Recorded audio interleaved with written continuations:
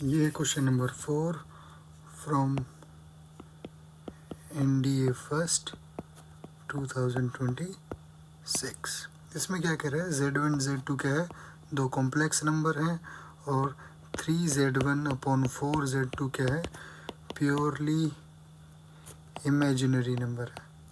अगर कोई भी प्योरली इमेजिनरी नंबर है तो इसका मतलब रियल पार्ट उसका क्या होगा, 0।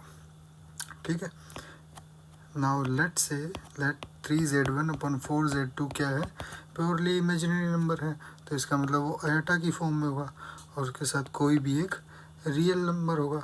तो where k belongs to real number, कोई भी वैल्यू हो सकती है। k की वैल्यू 0, 1, 2, 3, -∞, √3, रैशनल, इरेशनल, कोई भी वैल्यू हो सकती है। ये क्या है, k belongs to real number. ठीक है।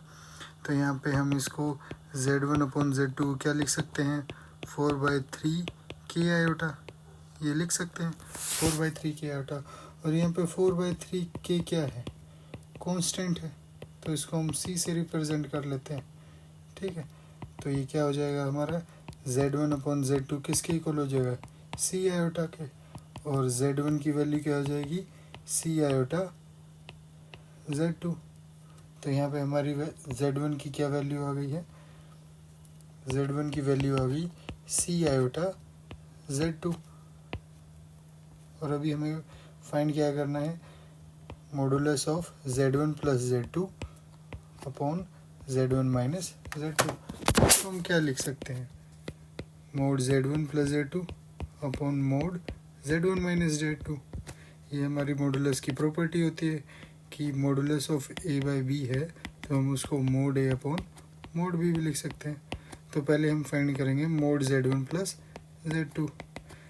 Z1 की वैल्यू कहाँ से आएगी, यहाँ से आ जाएगी। मोड Z1 की वैल्यू कितनी है, c आयोटा Z2 + Z2। ठीक है। तो इसमें से क्या कॉमन आ रहा है, Z2 अगर कॉमन ले लेंगे तो c आयोटा +1। ठीक है। और इसको हम ऐसे लिख सकते हैं Z2 मोड और c आयोटा +1।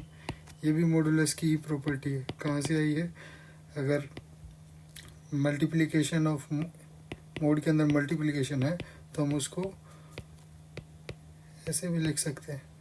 ठीक है। तो मोड Z2 इसकी वैल्यू क्या होगी, c² + 1। ये हो गया हमारा फर्स्ट। ठीक है। अब सेकंड डिनोमिनेटर क्या था, mode Z1 - Z2, c iota Z2 - Z2। इसमें से अगर कॉमन लेंगे तो क्या आएगा, Z2 c आयोटा -1। सिमिलरली इसमें भी वही मोड का फॉर्मूला लगेगा, मोड Z2 c आयोटा -1। यहाँ भी सेम मोड की प्रॉपर्टी ही हमने यूज़ की है कि A मल्टीप्लिकेशन मोड में है तो mode A into mode B हो जाएगा। ठीक है। इसको हम क्या लिखेंगे, c² + 1। ये हमने ले लिया सेकंड। तो हमारे गिवन क्या था, mode Z2 upon Z1 - Z2, ये फाइंड करना था। तो फर्स्ट से हमारा क्या आया है, Z1 + Z2 upon Z1 - Z2। ये कितना है, Z2 c² + 1। और इक्वेशन नंबर सेकंड से भी वही आया है, Z2 c² + 1। तो ये क्या होगा, Z2 से Z2 कैंसिल आउट, c² + 1 से c², ये आ गई हमारी वैल्यू 1। तो Z1 + Z2 upon Z1 - Z2 ये किसके इक्वल आ गया, 1 के इक्वल। तो ये कौन सा ऑप्शन है हमारा, डी। तो हमारा आंसर डी सही है। अगर आपको इसमें कोई भी डिफ़िकल्टी लगे क्वेश्चन के सॉल्यूशन में तो प्लीज़ आप कमेंट बॉक्स में मुझे बताइए। Thank you.